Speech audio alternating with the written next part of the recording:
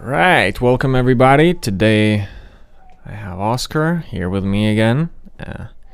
It's quite a usual occurrence. Very appreciate your presence here, my friend. Thank you for having me again. Yeah, so Inside Scoop is on again, and we decided today to talk a little bit about determinism. Indeed. Is that your topic of choice today? So determinism. Determinism. Yeah, you told me what it is, Explained what the it idea was. to you, but I can reiterate it. Yeah, sort of. You hear me well. I do. I think so. Here we go. Was the idea, which is quite obvious if you say that everything is cause to effect. Everything that is happening now is happening because of something that happened in the past. But we generally think like that when we think of physical happenings. Mm-hmm. But when you present the idea to people that any actions of a person, you might not be able to hold anybody morally accountable to anything because their actions are absolutely determined by everything that came beforehand, including their environment growing up and the parenting of their parents and other factors, the mental illnesses that are out with the control of their environment. All of that is a compounding effect, and your actions in this day in this moment are the totality of all these causes, of all these things coming together. So it's the idea that the opposite of that is that we have some sort of very airy free will, that we can make decisions as individual agents out of thin air, without anything pushing us one way or the other and making a decision. Oh, so that's what it is. Yes. Okay. I haven't heard about this before, actually. It's it was bugging me for a little while. See, it's an interesting thought because I think I was talking to someone and then. So, what determines how I'm gonna act or react to certain things? Like, for example, there's this water bottle on the table. Yes. And, I do feel thirsty now. So, technically, it's either this thirst is a mechanism for that something to control me, or just in general, I was determined to pick up this bottle and drink some water. So your thirst is one of the factors. Right? The possibly other is, factor yeah. to that is it's primarily that you feel thirsty because you need to drink water to survive. It's not necessarily that when you're drinking water you're thinking about survival. Yeah. You're just thirsty, and that's an effect of evolution. You feel thirsty when you need water. But the feeling of thirst was probably also, predetermined by someone. It's like, this guy's gonna feel thirsty at 8:31 Wednesday, this and this time when we're recording the episode. I mean, I guess it sort of makes sense, but what stops me from sort of changing my fate a bit now?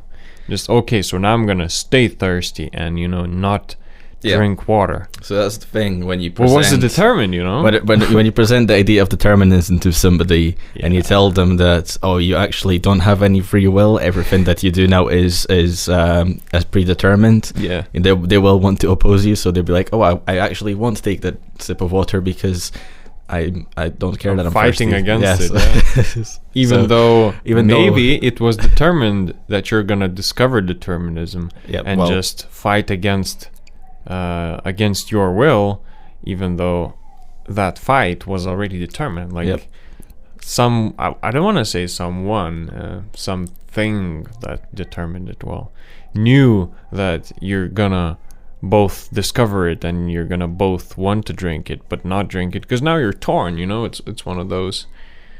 I don't know much about like quantum physics, but it's like it's either that or either that, but they're both like that at the same time. It's so hard to just like say it's not binary, how a transistor can only be a 1 or a 0 at one given time. Here, you're sort of sort of like a very deep experiment where you're really not sure whether it was determined that you're gonna drink water, and now when you're not drinking it, you're actually fighting against your fate, you know.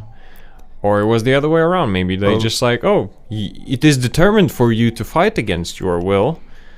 So whatever you do, you can just, argue otherwise. Well, you brought up the transistor actually, and that's interesting because, well, one transistor is essentially nothing. One transistor doesn't make up a computer, and a computer is also not necessarily an autonomous system. Most computers aren't their own agents. That's kind of taken their environment and act on that. In a way, they do, because we are part of their environment and we type on them, but they're not like on the same level of intelligence as us. If you however you want to classify intelligence, but when we make up a system that will still be made up of transistors that will be either on or off, it's all of the transistors together and all of the things that say they experienced, which is going to cause whatever action they take in the future, and that's going to be again determined by what happened before. And that's us making them in the first place. If we make an artificial intelligence system, they wouldn't have done any of the things they did. Have you ever had that thing? Have you ever just stopped and thought, if like one small thing changed somewhere in the past, I maybe wouldn't have met this person. Oh my god, and I've seen the movie, didn't I? What was is it the butterfly effect or something? There's some sort of an effect by the name of that, which describes this feeling, or not even this feeling, this action sequence, the chain of events which happens, and if any of these links are altered at least a bit, the end result, it's just like a rocket, If you're firing a rocket up to space and trying to aim it, well, moon is one thing. Screw the moon, it's close. Technically. If you're trying to aim somewhere like way further, even out of the solar system, imagine 1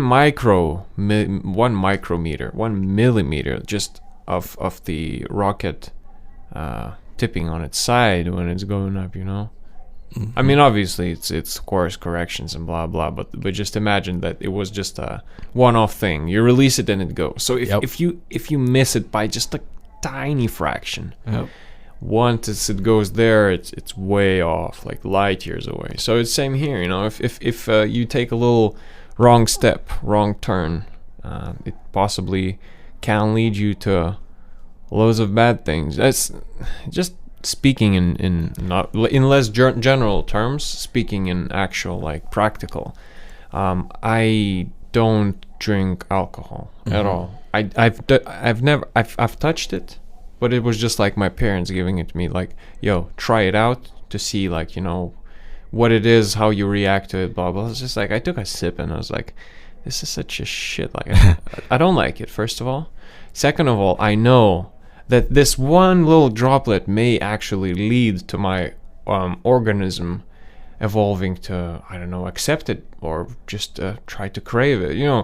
Alcohol is a bit of a different story. It's probably not as bad as, the addictive drugs, where all you need is this one slip up where, I'll just take this pill or something, And then at the end, you end up in a rut where you're just doing drugs daily and your life is a complete mess. And I think part of it, it's just a random thought. Part of it is probably because we have these drugs which we say are addictive.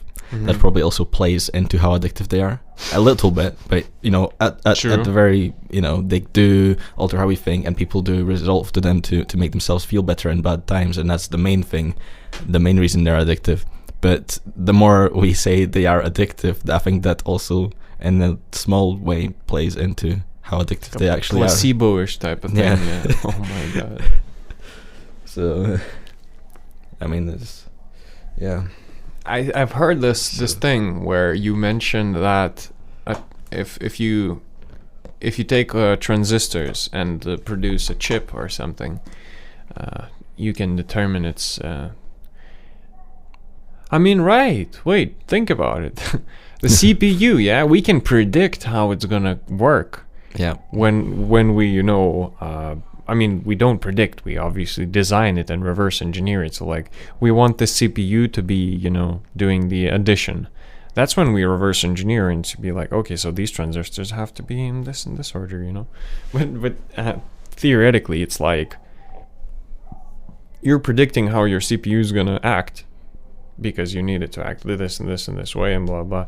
So basically, what I'm trying to say is that I've heard about this thing before, where once you have such powerful hardware which can simulate everything, like every single particle in the world, you can determine anything that comes afterwards, because that's it. That's that's part of the world. The whole, your powerful computer itself is part of the world. So how do you then simulate the? Oh my god, dude! That's mad.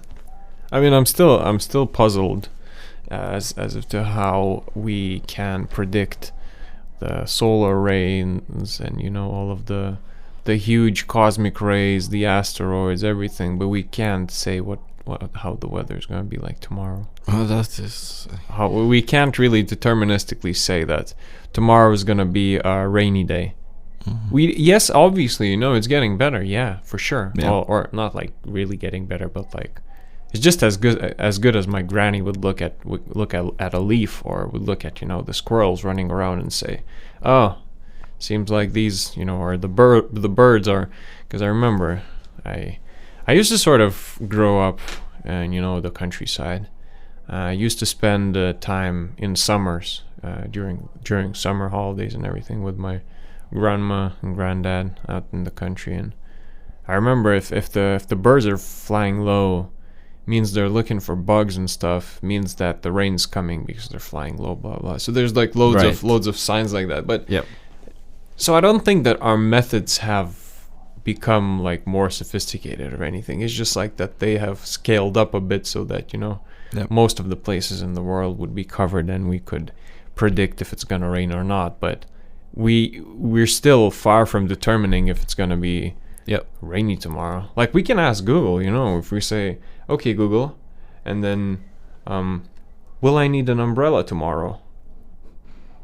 Yes, it's expected to rain tonight in Dundee. Yeah, see, it's expected to rain. I mean, and what if it doesn't rain? Because it's easy for this little thing to just say, you're gonna need an umbrella because why? Because it's 51% chance or guess. You know how machine learning works and stuff. So they provide you with like 20 closest options, but one of them will have the fitness above the others. Right. So it's like, I'm 50% certain that it's gonna rain tomorrow, so yes, you do need an umbrella. Right. But it's like, how can we not determine it yet? Many of these different signs that you can gather that somehow correlate with it raining the next day, and then throw that all into some machine learning system, you're going to be able to determine it better. But the thing with birds flying low, right? Somehow they have some sort of feeling that if it's true, that tells them that it's going to rain.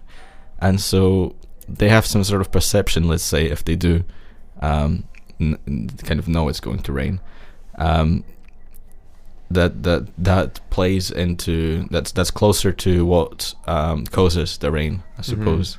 Because the birds are far removed, like that's a correlation, but it's not going to rain tomorrow because birds are flying low. Yeah, but you see, the thing is, those fools could at least program into their systems to do some computer to watch vision. Birds. Watch the birds, Yeah, the birds been flying for like hundreds of years. I mean, you don't know man. If they don't. Maybe they do. Don't. The birds know. The birds know, I'm telling you, dude. Yeah, it's probably because of all of the bugs start appearing, or it's. I think it's just because they're preparing for the rain, and so some other people say it's because the low pressure or high atmosphere pressure or whatever. That's why they have to fly low, blah blah. But basically, it still means something. It still means that it's not what you mentioned, like cause and effect. Something like that. So it's not that the cause is that birds are flying low, but it's one of the factors which say and determine that, like, it's a correlation. Yeah, correlation. It helps you identify that. So instead of trying to simulate all the weather molecules, you could just freaking leave a webcam outside and see if the birds fly low. You can say it's gonna rain tomorrow. We could do that. If we can directly look at the things that caused them that informed them to fly low, and we can just look at that instead. But dude, I think we need to come back to the nature. Well, I suppose. I mean, we might as well use instruments there. Yeah, go all the way back to nature. I mean, it's probably not the as everyone's pushing this LTS thing, like long-term support. Like how Linux long-term support and like all these releases, which are like, which is gonna be supported in the upcoming like 5 years or so. So I'm not sure how long-term this solution would be, because the birds are gonna die because of all the fumes and everything, because people are just exchanging the freaking oxygen that the trees breathe out to some car fumes. Like, everyone's moving to the city. Everyone's goddamn moving to the city. I don't understand why. Just like everyone, man. Well, this whole coronavirus thing. Oh can I say this? Dude. Oh my god! Can I bring this up? We're gonna have to flag this episode and say this is very controversial, coronavirtual. But sure, go for it. No, it's fine. People are just a bit too paranoid. Everyone's buying toilet paper right now. Everyone's buying. There's no pasta in Lidl. It's. I'm on my last little bit of pasta. Jesus, man. Maybe if you're buying, listen, everyone now. If you're buying toilet paper, please go and. I don't know. I'm just upset. I'm feeling shameful, and you should be ashamed of yourselves too. But then again, there's this another thing which I had discussed with a person yesterday about. It's sort of ties into the determinism thing. Right. It's like, well, everything does. Okay. But everything can be explained, So is it me that's stupid, or is it the other people who are stupid for buying or not buying? I'll tell you a story about. Yeah. You ready for a story time? Yeah. Every time. Story time. It's just a little short one. Basically, in our first year, we had a little snow here.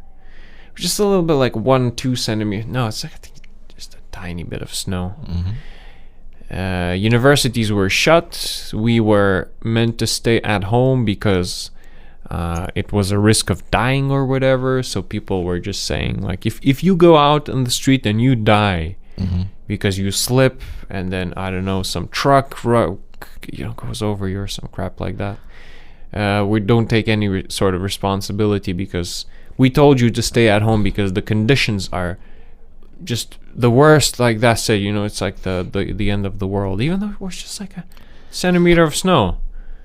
Well, but everyone panicked so much that I was like, okay, so I'll go to Lidl, and I couldn't find anything. Like, literally, the shop was so empty that no meat, no bread, no milk. Wow. I was just like, right, so I guess I'll just That's interesting. buy some crisps and go home. Because right now, it's only the pasta that's missing. I mean, I don't know about the toilet paper. I've heard that. So maybe it's something to do with the whole Italy thing. I don't know, man. I just think that everyone's pooping themselves because of hearing someone coughs around them and they just like poop their pants. Well, did you listen to the Joe Rogan podcast with the? No, not yet. No, I probably have to listen to it. Yeah, I'll probably listen to it later. But another thing, when I think that happened like a day after another incident, which was before all the snow, so we still had lectures. And in between our lectures, because the schedule is always set so that you would have some sort of a weird like hour break between the lectures. Like, anyway, so after a lecture, I go to Lidl and I was like, "Oh, that's a beautiful piece of meat, I wanna get that food," but I couldn't because there's another lecture coming up, and sitting there with a friggin' piece of meat in a lecture, it's probably not gonna end well, is it? Well, and I said, okay, sure. So I'll come back after the lecture. Literally after an hour. So I come back after that lecture, after that hour. Everything's gone again. Wow. The whole friggin' shelves, the fridges, everything is just gone. No, just doesn't exist anymore. I was like, dude, what is that? So then again, let's come back to the main point. Mm-hmm. Am I stupid? Or are they stupid? Well... At the end of the day, people who are panicking, they do have food in their house. Because they just went and bought food. It doesn't matter if they're panicking, if they're afraid of the snow, if they're afraid of coronavirus, blah, blah. At the end of the friggin' day, I sit there and eat my crisps, chips, whatever.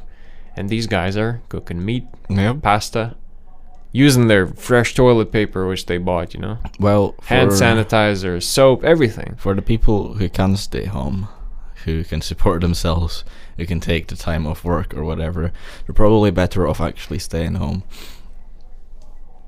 Yeah, but what if the person needs food? Well, they stocked up on the food and now they're going to stay home for like a week. Right. Because it is a serious thing. Possibly, because now it doesn't affect us as much because there's been studies done already, or whatever. But it's evident that older people are more susceptible to fatalities from even if you're in your 40s and stuff. Yep, like where there's a small number of cases of fatalities in our age group. So, I mean, we're fine being out here, and all. But we're like also spreading it because we don't necessarily have to have the symptoms of it. Yeah.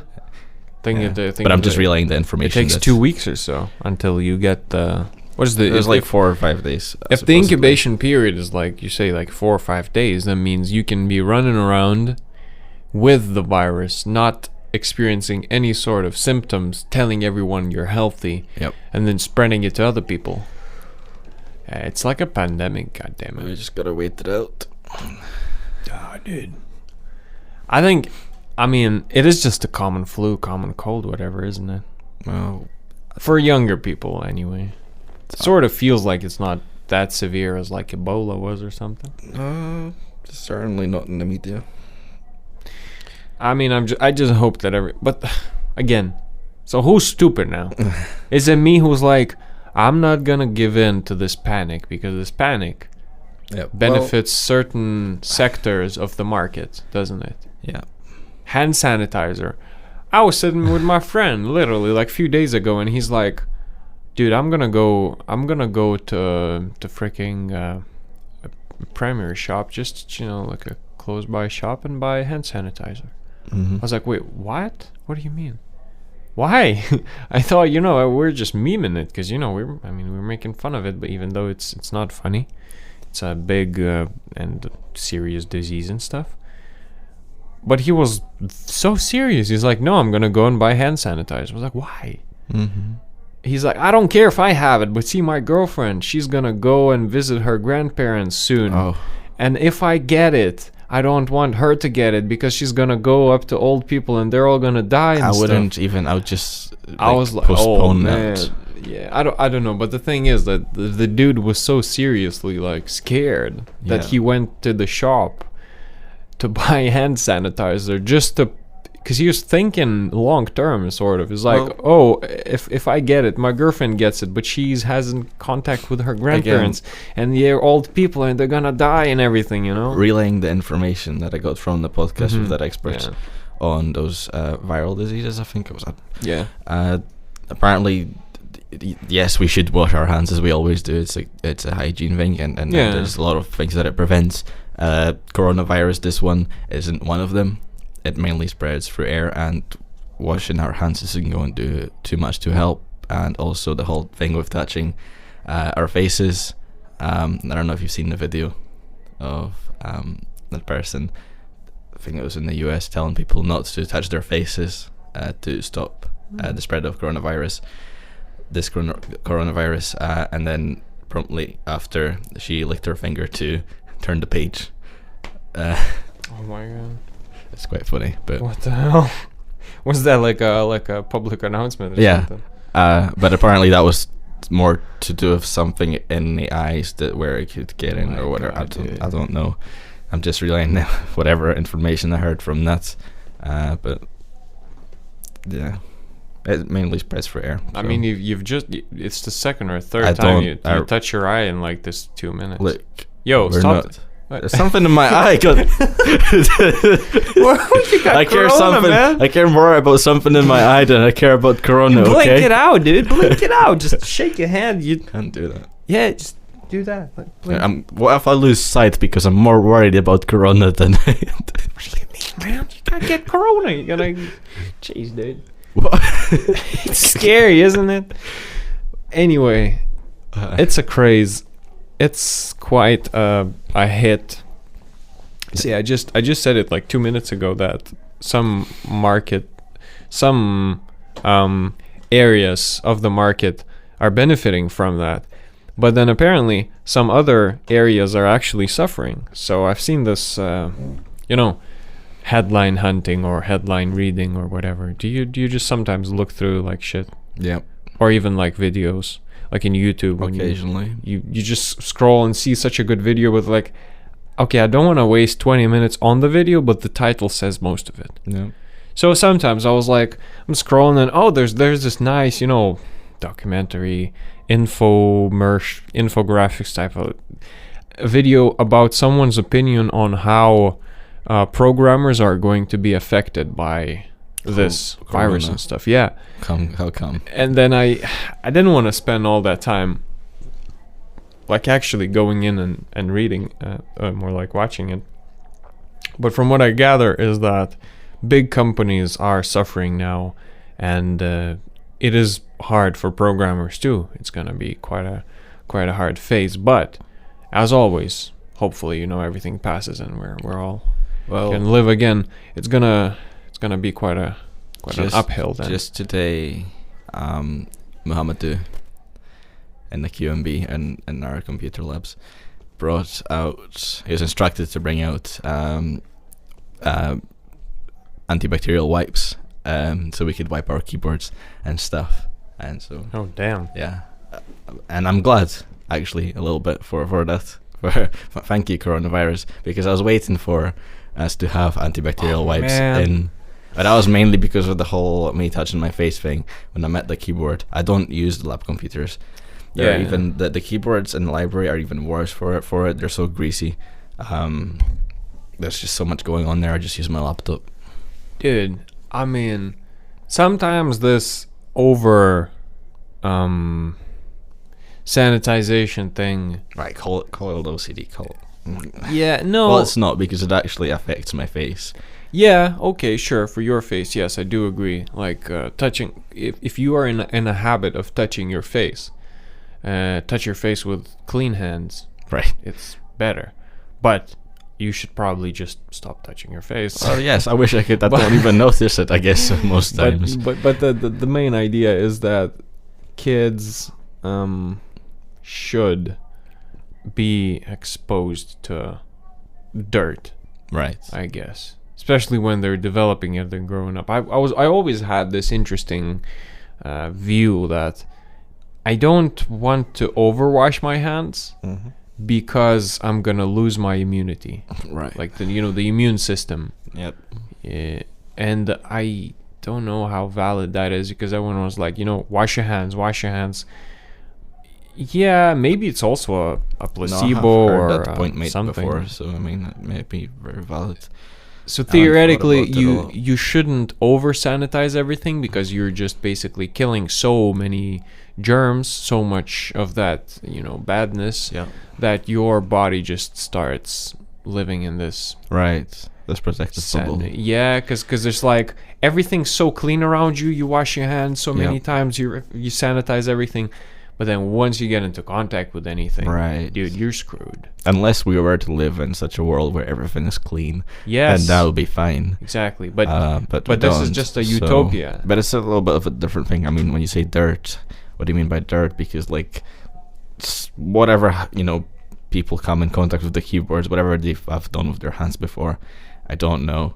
If they're in the toilet, whatever. So many diseases spread through that way. I'm not really that concerned about the diseases. Again, it just comes back to my face. But I think we should Like at the gym, we wipe the machines after we're done with them. Yeah, I mean, wipe the sweat of them. Sure, but it's the idea that we are covered in germs anyway. They're everywhere. It's just it's so hard to imagine them because unless you do this, I think they used to do that on TV. Just toilet cleaning ads or something where they show it in some simulation view, UV or whatever the thing is, where they just take that toilet seat and show you basically those hot spots, hot zones of how much of germs and everything's actually there. And then it's the only way how you can actually see those germs, because otherwise you can just imagine that they're there, or you just forget about them. And I mean, probably be fine. But yeah, I mean, do we have something to move on to from that?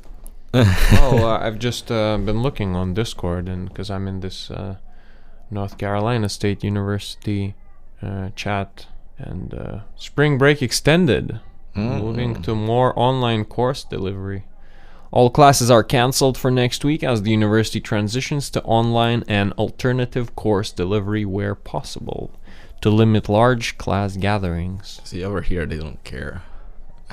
Yeah, see what the states are doing. Dude. Oof. University health and safety officials will review the information in order to best advise individuals on any suggestion required health issues. Yeah, sort of makes sense that people are trying to isolate and just limit the spread of the virus, but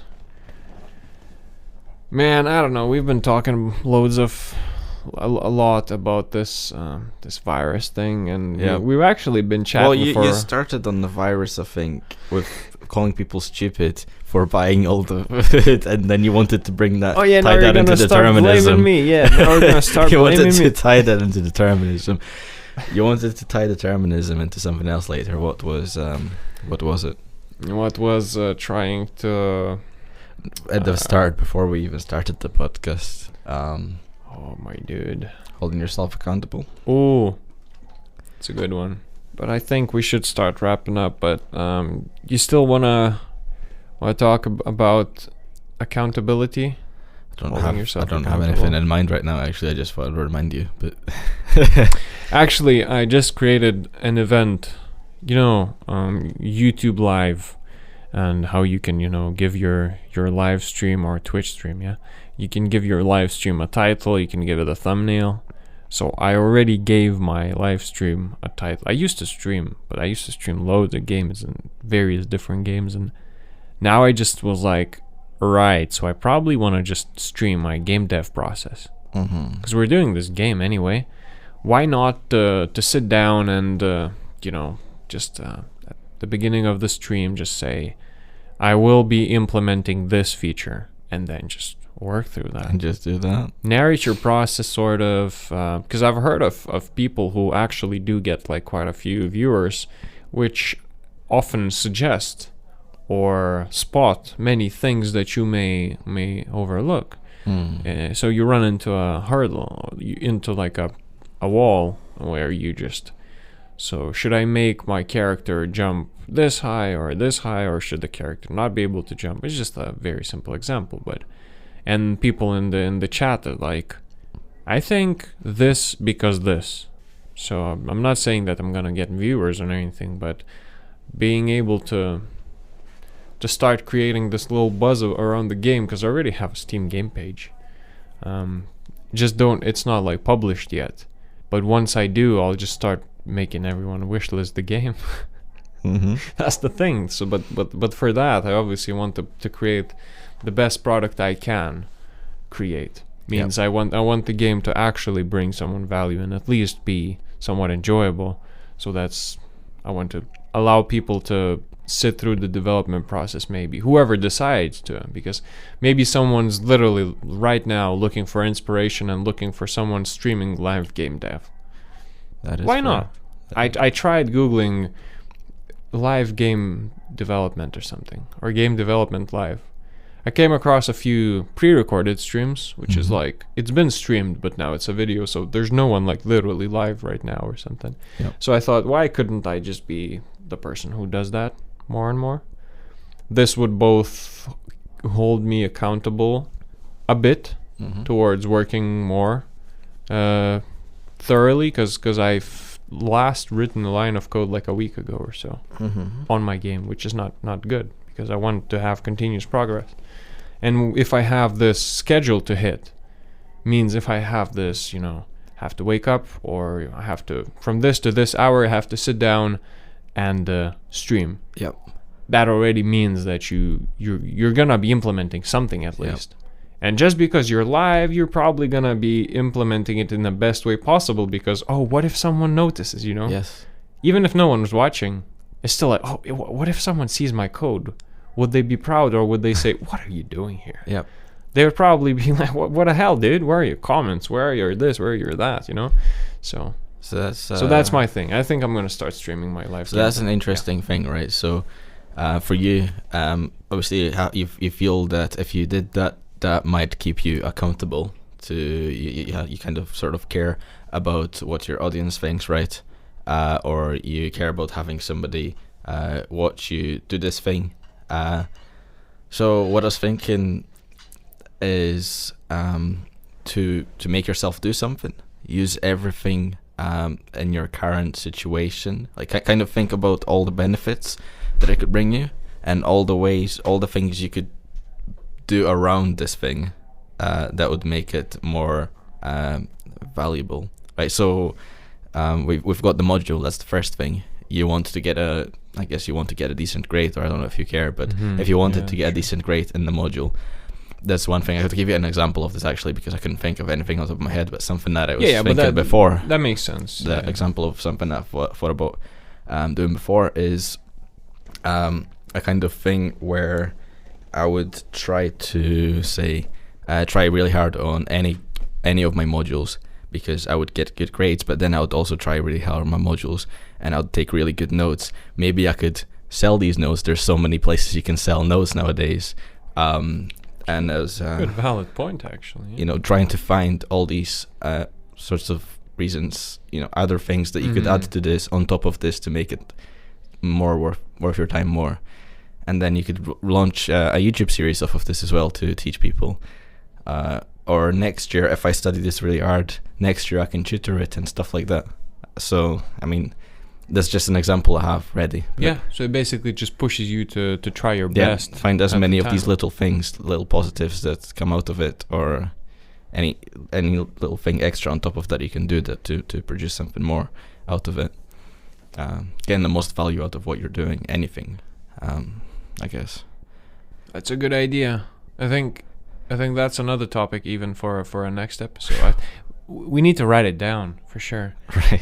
Something which intrinsic and extrinsic motivation. Okay, that's interesting. An episode on intrinsic and extrinsic motivational factors. I'm not even familiar with the word extrinsic. I've never used it, but yeah. Well, intrinsic is something that comes from within, obviously. Okay. And extrinsic is something that is external. Right. So basically just internal, external motivation, but said in a pretentious way, I guess. Well, I want to open one episode with a hypothesis I have about something, but I want to open an episode with it because it's quite a banger. So. Damn. Wow. It's an alternate theory. Theory. What comes before a theory before you prove it? Hypothesis. Hypothesis to parallel universes. Oh so, my god. Yeah. Now even I am inspired by our module information security last year. So. Whoa. If you can think of where it comes from. Yeah. Dude, don't spoil it then. I'm actually getting interested, and then I'm getting like, whoa, okay, I'm interested. I'm intrigued. I'm very looking forward to that. Okay. However, sadly, we have to end today. I was a very nice neat whole chat about the determinism and the scary coronavirus, which I didn't think that I'm gonna have to do an episode on coronavirus, or that I'm gonna do an episode on coronavirus. Yep. And I wasn't going to, but it just happened spontaneously. Yep. I think you mentioned actually coronavirus when it first came out. Spontaneously happened. But what happened? You gotta let it go. It happens. You just be present. What if it's already determined? So what? That our episode is gonna turn into an episode about coronavirus? Yeah, it was. Yeah. No. Yeah. If you tell me anything else, I'll just refute it. Yeah. That's simple. Simple as that. Hard determinism. It's crazy, man. However, it was indeed determined that our episode has come to a natural end. A conclusion for today. Do you have anything to say? Last words. An ending, as you usually do. Don't buy out all the freaking pasta and toilet paper, please. Don't buy pasta because Oscar's hungry, and stop buying toilet paper because I also want to take a dump. Thank you, and have a good night. Goodbye.